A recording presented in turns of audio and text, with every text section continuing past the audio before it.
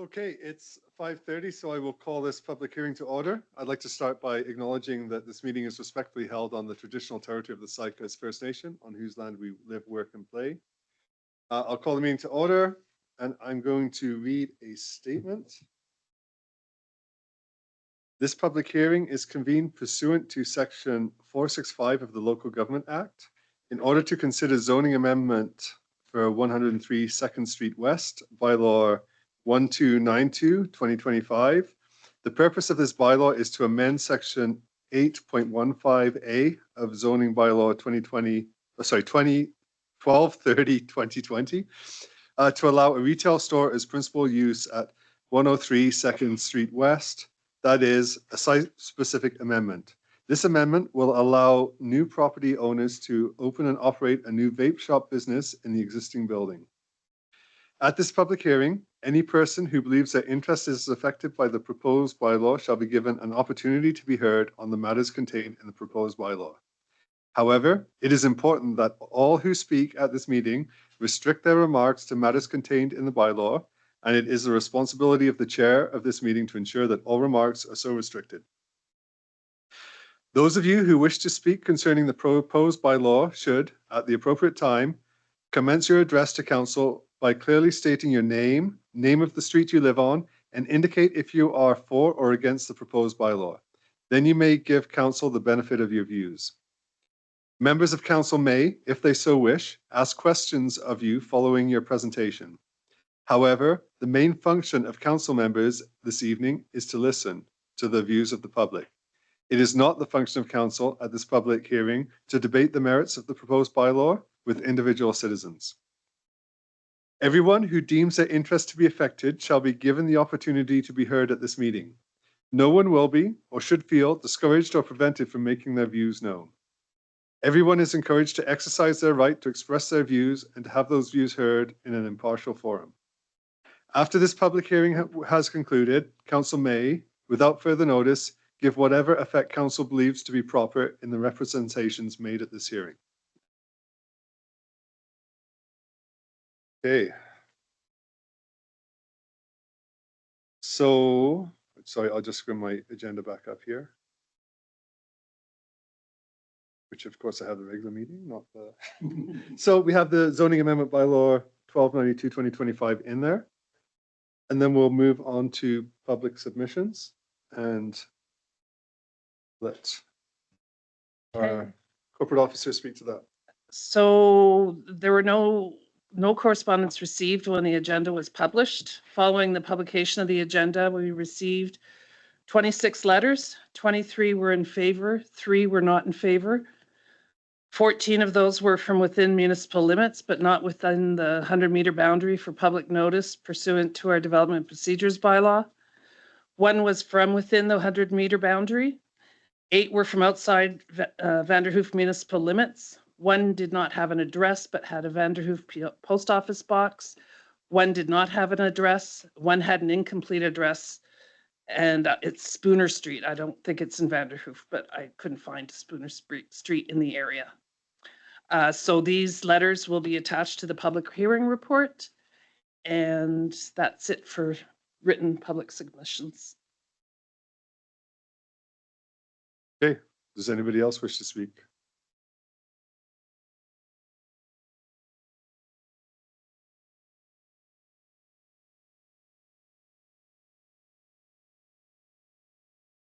Nobody?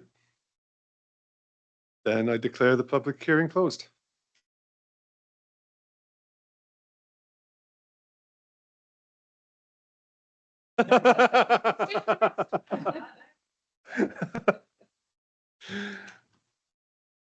Awesome. Okay, we'll move on to the regular council meeting then. I'd like to start by acknowledging again that this meeting is held on the traditional territory of Tsaykas First Nation, and what a privilege we have to call it our home and the opportunity to live here, work here, play here. We have an agenda circulated. Are there any additions or deletions? One late item, and you're going to remind me what that was. Yeah, so the late item was just in regards to the Knight Creek Right. ground tap. So put that as 6.5? Yep. Okay. Anything else? Does somebody want to move adoption as amended? Seconder? All in favor? That's carried. We have the minutes from the August 11th and August 18th meetings. Somebody like to move adoption? Seconder? Anything coming out of those? All in favor? Carried. Delegations, inclusive play space proposal. Bobby, do you want to come up and present?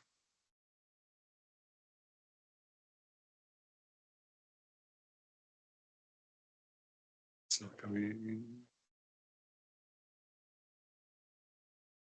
Hang on a second. I We're don't good know how now. these things work. It's day one with the new system, so be patient with us. Oh, no, if it is, well, then my apologies. Yeah, okay. Okay, so first of all, thank you for having me. I'm just going to read what I have written here. So, dear Mayor and Council, this proposal outlines a compelling motion for the revitalization and modernization of the Riverside Park play structure, a cornerstone of our community. As one of the main social hearts of Vanderhoof, Riverside Park serves a diverse population and array of events. It is imperative that its amenities reflect the evolving needs of our residents and visitors. This upgrade would not only enhance the quality of life for families, but also serve as a beacon of inclusive play and community spirit. The last major enhancements to Riverside Park before the newest bathroom install and the multi-use path upgrade in 2020 were under the leadership of previous Mayor Jerry Thiessen. The park received a substantial grant of over $300,000 in June 2011 to modify and add various amenities in the Towns for Tomorrow grant. These investments were a testament to our community's commitment to providing high-quality recreational spaces. However, over a decade has passed since those improvements. The wear and tear and over a decade of use combined with advances in inclusive and modern play designs means the current structure is long overdue for an upgrade. A new modern play structure offers numerous benefits that extend beyond simple recreation. A thoughtfully designed space would be fully inclusive, featuring elements accessible to children of all abilities. This includes ramps, sensory components, and accessibility to play spaces, ensuring that every child, regardless of physical or developmental challenges, can experience the joy of play alongside their peers. Furthermore, these modern designs often incorporate multi-generational elements, allowing parents, grandparents, and caregivers to engage directly with the children, fostering stronger family and community bonds. The central location of Riverside Park makes this upgrade a strategic investment for the entire region. For in-town residents, a revitalized park offers a safe and engaging space for daily activities and many social gatherings that Riverside hosts. For the many rural community members and families from surrounding areas like Fort St. James, Fraser Lake, and Sycus First Nation, Riverside Park is a primary destination, a place where all can gather and connect with the broader Vanderhoof community.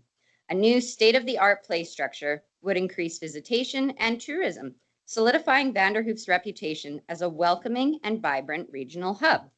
As we look towards celebrating Vanderhoof's centennial birthday next year, there's no better time to embark on this project.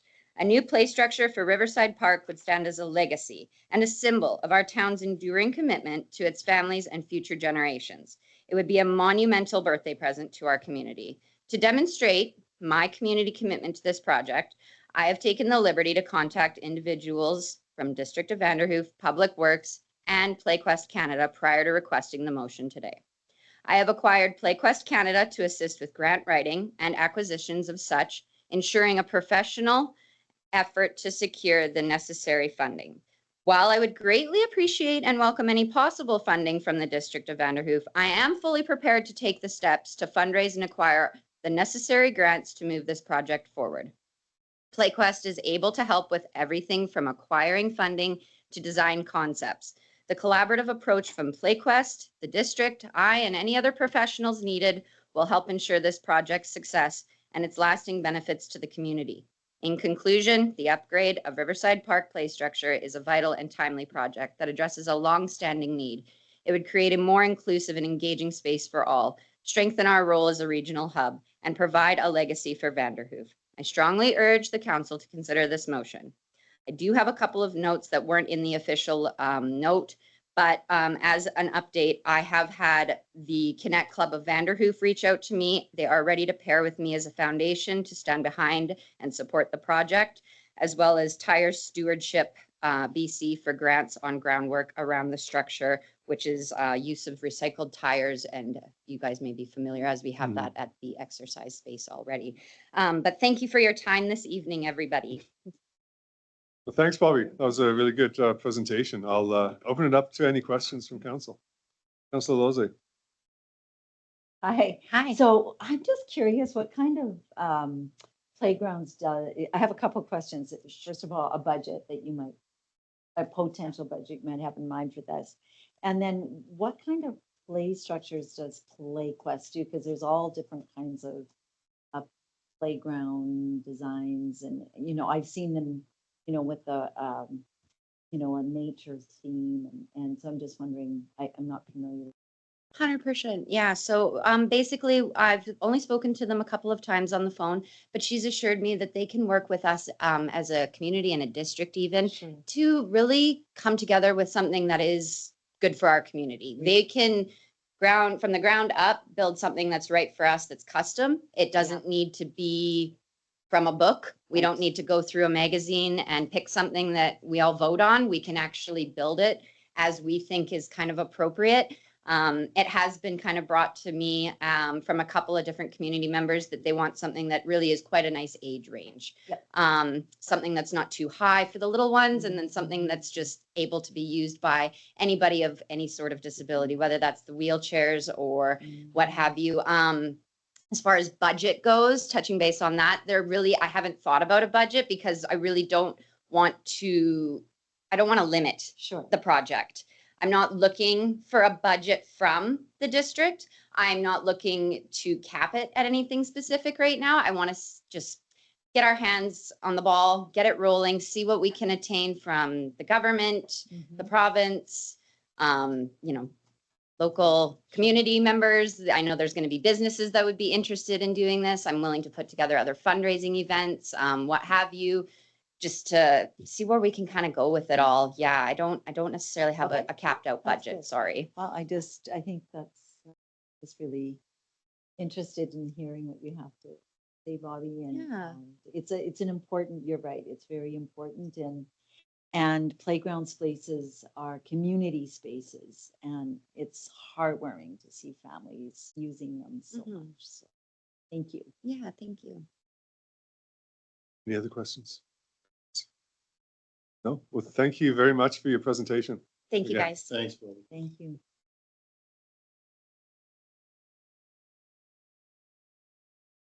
Okay, we'll move on to 6.1, zoning bylaw amendment application 483 Victoria Street.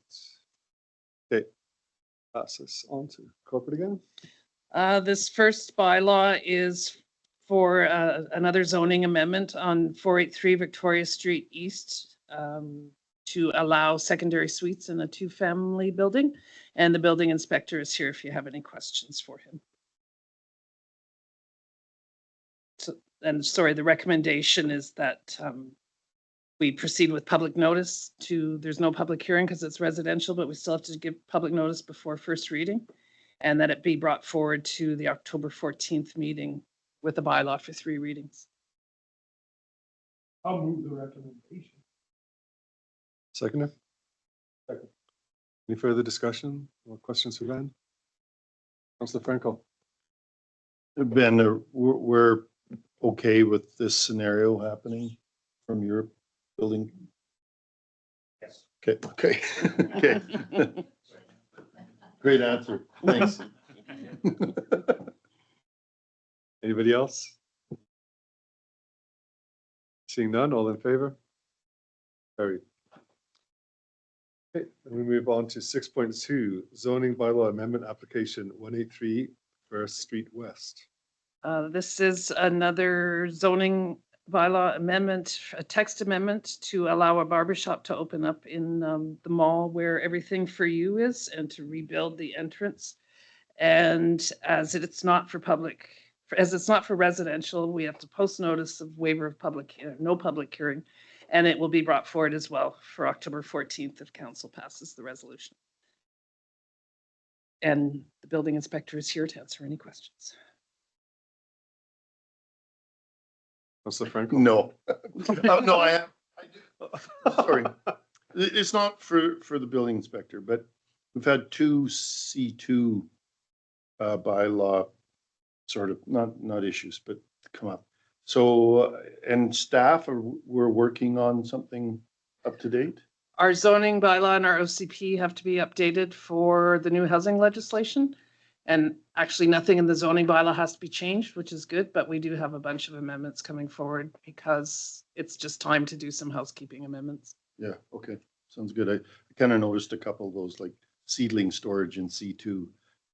We don't do that anymore, so. No. Yeah, we can take, if we do those amendments, that'd be great. Councillor Martins? Yeah, Ben, is that just a renovation inside the building? Is that what that is? Is someone, one of the tenants leaving or changing size of their operation or something? Company office before. They're wanting to do renovation to make it. Doesn't really. Yeah. That it was? Oh, yeah, okay. Because the one end is still Rustad office, I think, Yeah. isn't it? And I think that they want to have a separate entrance. Because something to prevent security. Yeah. Yeah. That's just one entrance serves both of those Yeah. tenants. That's what I was wondering there, yeah. Yeah. And that's the work that has to be done on the outside. A new front entrance. I don't think we have a motion on this yet, do we? No. Seconder? Second. Any further questions? Seeing none, all in favor? That's carried. 6.3, permissive tax exemption bylaw, amendment bylaw 1290/2025. So this bylaw was to fix up the fishing pond issue over by the Sturgeon Center and the church on Church Avenue. And it had 3 readings on August 11th and is now here before you for adoption. Move to adopt 1290. Second. Okay, any discussion? All in favor? That's carried. Okay, so we have the council priorities to remind us. Yep. 6.5. 6.4 first. Bylaw notice Oh. dispute adjudication agreement Yes. bylaw 1291/2025. This received, that should say August 11th. This received 3 readings on August 11th as well. And this allows us, when adopted, to enter into an agreement with the Regional District of Bulkley Natako for when we have disputed tickets that go to adjudication.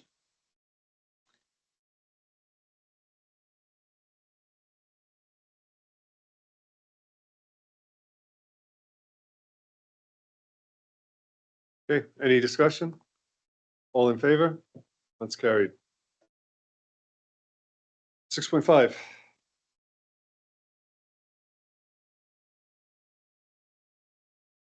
So we had put in a grant application for the Knight Creek improvements. That was to replace a aging infrastructure that's going through that section. We had proposed to move forward with a replacement of that with a arch structure, being able to allow for spawning salmon to get up that river. Unfortunately, our grant application has been denied. And one of the big things that was noted as part of the rejection on our grant application is that we didn't have a climate action plan. So we have a number of different hazard assessments, risk assessments, vulnerability reports that have done, but nothing kind of brings it together as a cohesive package. The other thing that it doesn't include is any of the climate projections that are important for things of this nature.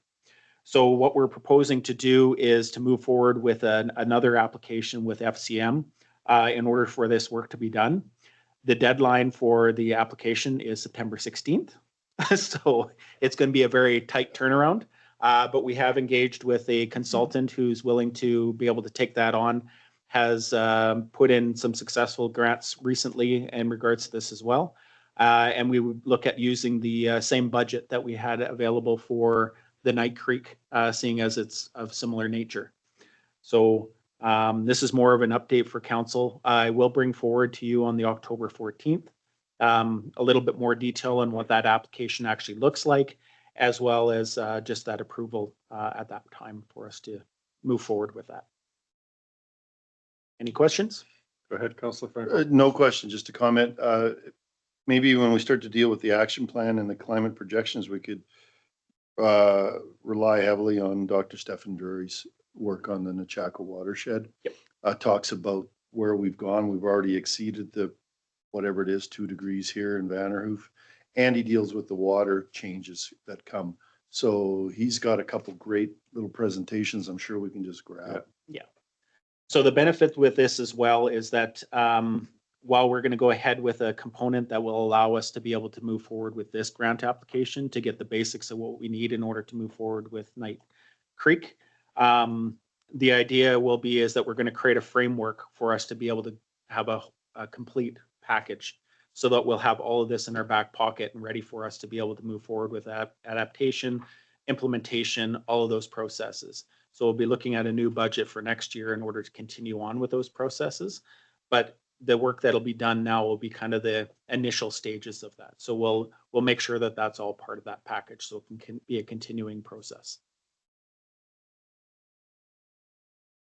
Good. Okay, now we'll move on to information items. We've got the council priorities there.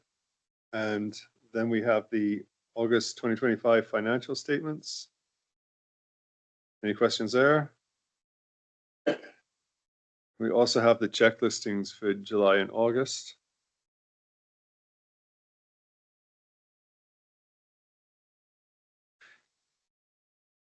Good. Okay, we have correspondence 8.1. So this was the letter from Heather Ferris about the intersection at Hamilton and Vanderview. Like to speak? Councillor Lozay. Yeah, thank you. So I asked to bring these letters forward because, you know, in 2021, I was in an accident there where we were T-boned going down Hamilton. And because someone missed the stop sign. And had it been an isolated event and not come, I wouldn't have raised this or asked it to be brought forward. But since that time, you know, I've experienced other drivers, other occasions where drivers have just rolled through that stop sign. Heather, who lives on the corner there at the intersection, has brought it up, as she has in this letter, that, you know, it's a problem. She's observed it quite a few times of people just rolling right through. And then just recently, the Stanley family, their youngest son was hit on a bicycle and somebody didn't stop. And so I just really think I would like council to direct staff to have a look at it, some of the options for dealing with people.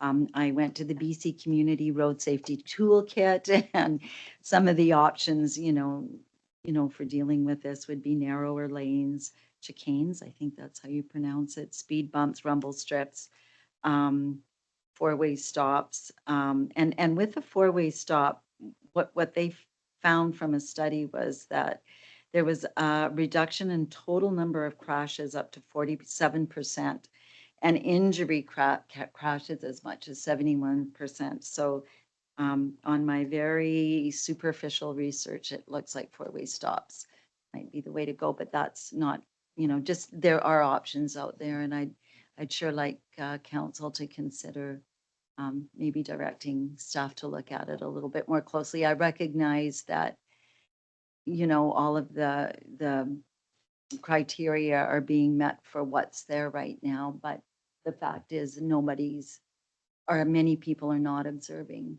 stop sign and stopping. And I would just like to see something happen before somebody gets hurt. Worse. Anybody else? Allow staff to options.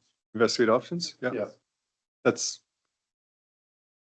Okay, do we have a seconder? Could you make it? Return to council with Sure. report? That staff be directed, council. Yeah, that that- Staff be directed to return to a November, whatever. That's Just a little more- exactly what just I a was little more- trying to say. just a- So A little more directive than staff. I like how directed. you help us out. Thank you very much. I'll make that motion. Can we get a seconder before I ask for a friendly amendment? No. Is that specific to that intersection? Well, we're 'Cause I almost, get complaints all over town, right? yeah, I mean, the province is looking at moving all residential streets to 30 kilometers an hour. That's a big Yeah. issue that's happening right now. But maybe in the interim, well, you know, for a couple $100, if we could get those big neon outer shells of the stop sign would help. Because it is a long way and they gun up from the hospital. And that sign blends in over there on that one side, so. I don't know, it would be a quick fix, but I'd still look at all the other options. Mhm. Maybe think- our first roundabout. Yeah, I think maybe moving it to collector roads would be a good idea, right? And I'll let Ken speak now. He's next to mine.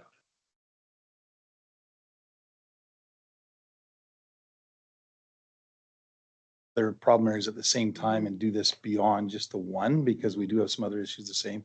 We addressed the one in Victoria, which I think really helped there. Again, it was another long stretch without a stop, and that's what's happening there. And I think some of the folks, it's not that they're gunning it all at one end. I think you just get complacent. You're mosing along pretty good, and all of a sudden you just, next thing you know, you're doing 70, right? And it's not that they jumped on it or anything. So breaking it up, having the four-way, whatever it takes. But I think we've got other areas in the community, we should look at all of them. When was that to take effect, the November. 30? So that's gonna have a huge impact, but we also, not to be a downer on that, but we also have a speed limit we put in place coming off the bridge. And I think we were talking prior to this meeting, the amount of people that are driving through a community right now at very high levels of speeds. I think the four-way stops and other options are probably more impact than just the speed limits by themselves. For sure. And, you know, I'm hopeful, and I'm just going to jump in here before we come back around. I'm hopeful traffic enforcement is coming back to being located in Vanderhoof, which I think is a really good method, or, you know, we can maybe get some more enforcement that way. And I think maybe asking RCMP to look at traffic in town a bit. I swear I see somebody roll through the red light right at Burrard and Stewart every single day. Anybody else before we do a second round? Councilor Lozay. yeah, now that you brought that up, what I was also wondering is, because you're right, there are other, the speeding that's going on through town, down Burrard, I noticed walking, I'm sure riding your bike, you notice as well. I'm just wondering how cameras, you know, where there are cameras up that record speeds of folks, like how I'm is that an option, because enforcement is limited. I don't know, but that would be something else that I would like to know more about. Anyway, that's, I did see the citizens on patrol at that Yeah. intersection. I think they're going to come present soon, huh? No? They were there for half a day. Was ready down here, or- Yeah, rated Hamilton and. Yeah, and Vander. The risk of we're fragmenting a little bit, but I think when you ask about the cameras, it'd be nice to know what options RCMP can come up with that they can actually implement in our community, because going back, and I love the citizen patrol, but now I don't want to put that on them again, where they have to go out and be the ones that are, you know, hey guys, slow down. I think we need to get something a little more teeth, because it works while they're there. And then 2 weeks after they're gone, it's right back, right? So how do we change it? So I think we've all seen way too many close calls in the last few years. It's just the speeds are getting up there again.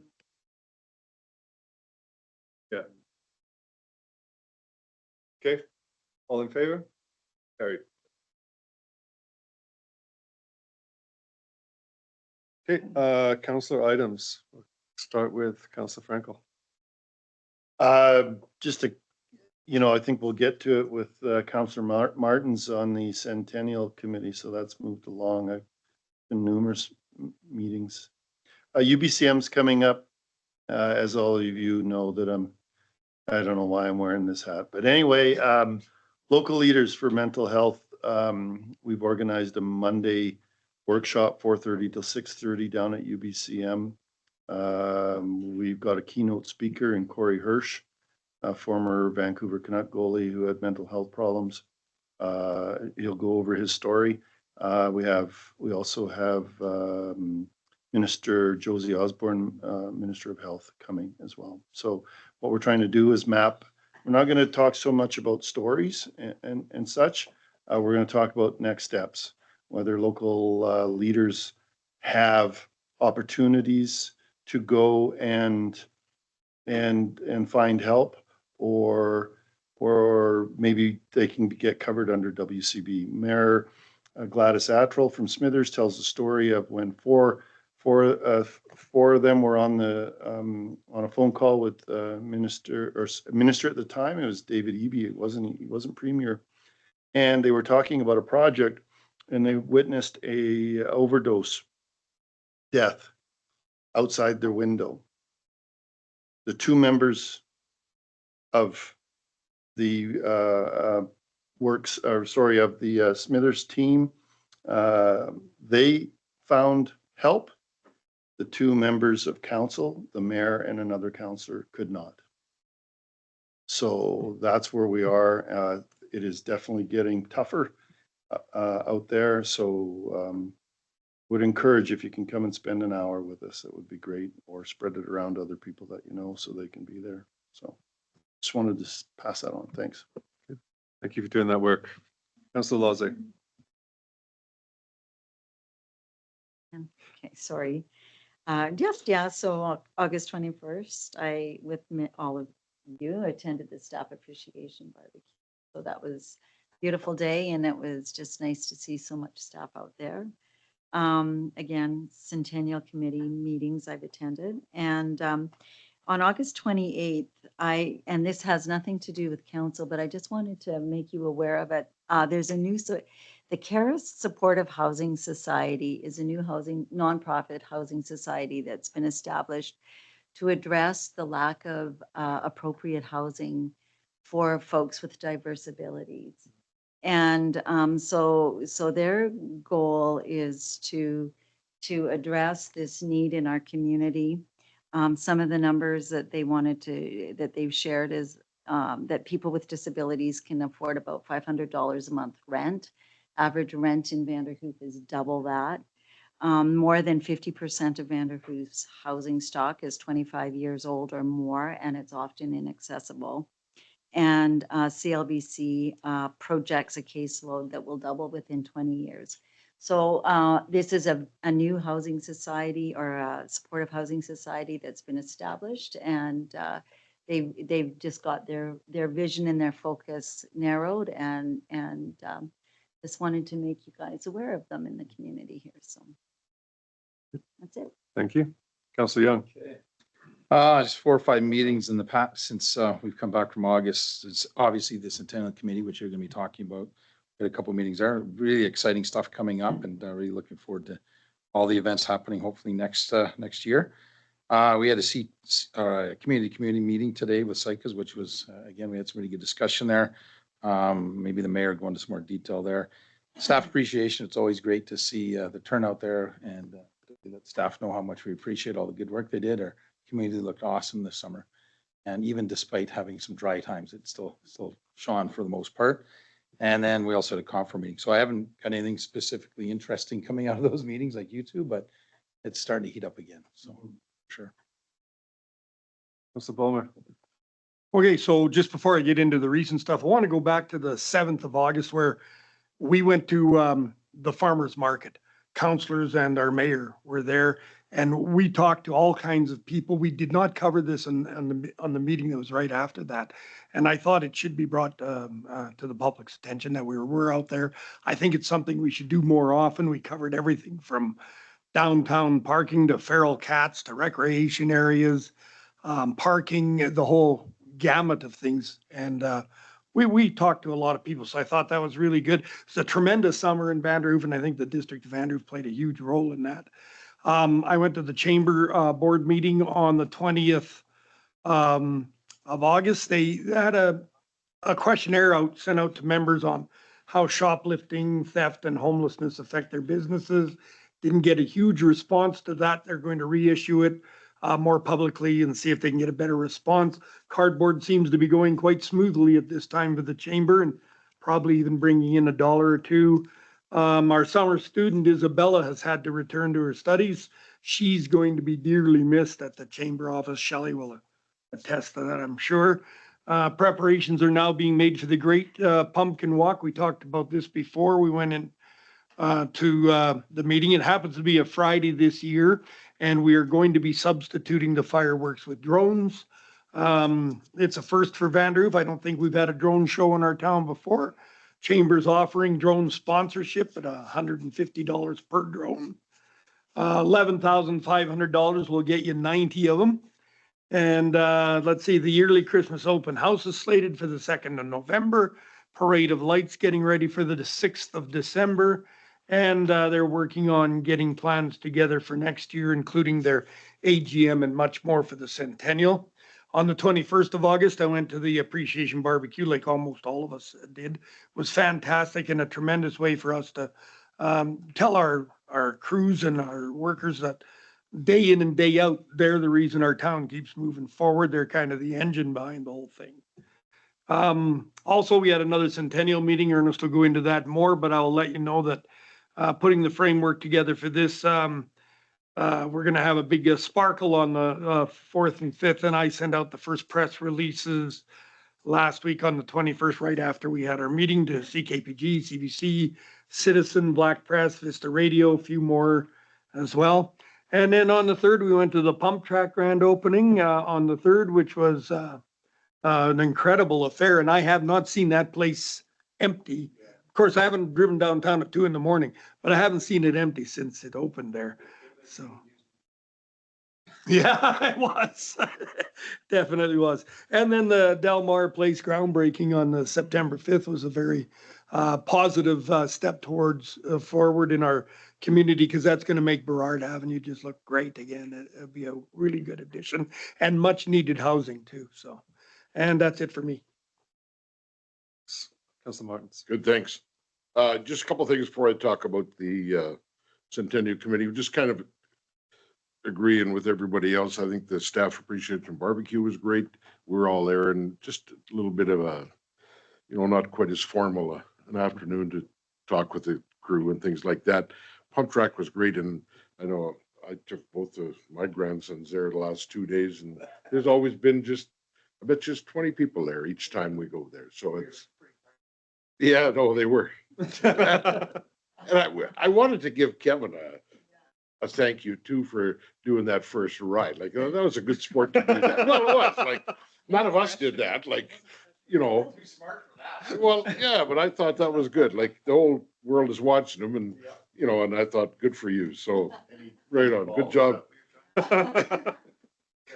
Well, I was just really glad that people that were there watching, and we had, the mayor was willing to do that kind of stuff. So I thought that was just a good touch. And with this Delmar building, that was awesome too. And to have that kind of officially underway, was going already, of course. So, and the meeting with SECAS today we made some progress there too, felt like. Now, as far as the Centennial Committee updates for you guys, I mean, I think everybody here other than the gallery was at those meetings probably. It's not really speaking to you as much as it is to them, I suppose, but Vanderhoof is planning a birthday party on July 4th and 5th of next year, 2026. We have lots of ideas. Nothing's nailed down firm yet, but we have, lots of plans and lots of good suggestions coming in all the time for sure. We will have more press releases. Tom, Councillor Bomer, is going to be our press release guy, and I'm sure there'll be lots of them. Every time we have an announcement, he'll do another release, so it should get spread around very quickly. So that's exciting for sure. We have all agreed as part of this committee, we have a logo developed and a name for it. As far as we'd like the whole year, all the events, we'd love it if people would tie into our Vanderhoof 100 events. It might be the Vanderhoof 100. I'm just using Pumpkin Walk as an example, but that kind of stuff, to really brand it all year. And I think it's well deserved. Like 100 years is a pretty big deal. On the news the other day, Whistler made BC News with 50. It's their 50th anniversary. I thought, well, that's pretty small compared to us. Like 100's a pretty big deal compared to 50, you know? So I mean, I think we're gonna gain a little traction with press and stuff like that too, as time goes by. The more announcements we make, the more we tie it together for sure. The last meeting, I thought we did really good. We have another one later on this week, but dealing with kind of starting to delegate a little bit to different people as department leads or department heads, to everyone to kind of take a little piece and run with it. Then it won't be such a huge project for one person to look after, but it could be, and it will be very successful. I'm sure we're going to draw all the local people and all the surrounding communities and stuff to come for our birthday celebration for sure. So that's very exciting. You can contact, you can certainly contact me anytime if anybody has any questions about it. I'd be willing to answer. I'll try and be as updated with everyone as I can. And our meetings are going to be quite regular for a while. I don't know when they can get any less than we're doing, because there'll always be something, but good. And then the other part here was, do we need a motion for that? Do I need to leave the room, or? No, you make the motion. Okay. I'm going to make the motion for asking council to recommend to council that the chair, and I was voted in as the chair, be authorized to negotiate and make final contracts with musical acts up to the total cost of $165,000 for that event. So I'll make that motion. I'll second that motion. Okay, any discussion?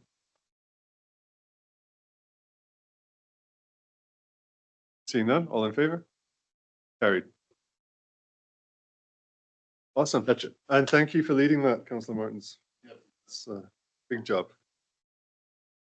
So I think most of the things I've done have been covered. So I won't go into too much detail, but just a few of the highlights. Of course, the pump truck opening was huge, and to see that come from a smaller vision into the beautiful thing it is now is just amazing, and it's just great to see that happen. And yeah, I drive past it at least twice a day, and there's always people zooming around there, and it's just a great thing to see. And that low barrier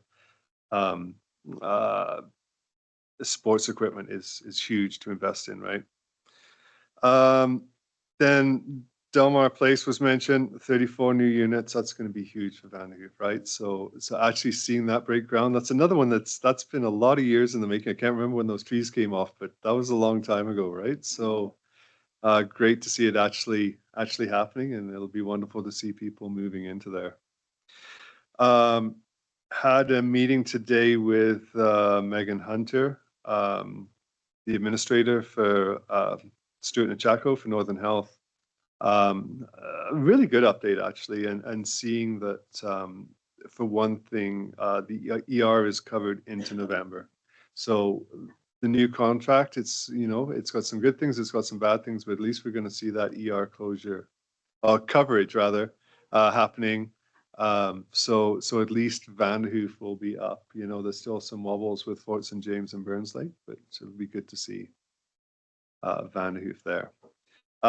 Yes, looking forward to UBCM. I mean, that's where all the attention is right now. We've got a lot of meetings. I've got a bunch with the RD as well. So with that coverage, I think we're going to have a good chance to get our point across in a lot of ways. And again, going back, we had the meeting with Minister Neal, and thinking of that as a good way outside of the UBCM circus, you might get a little more traction and a little more one-on-one time, right? Good. We don't have to adopt. Yep. With the pump park and with the breaking ground there, just want to give kudos out to our staff, because I know you talk about the pump park, and of course, when I brought it forward, I thought it was going to be that perfect. It was exact design. No, but I think, we talked about it there at the time, that sometimes when these things come forward, you don't think they're going to turn out as good as you hoped, and it exceeded, I think, all of our expectations. So I want to give kudos to the staff for sticking with it and working with the contractor and really making sure it was at a high level.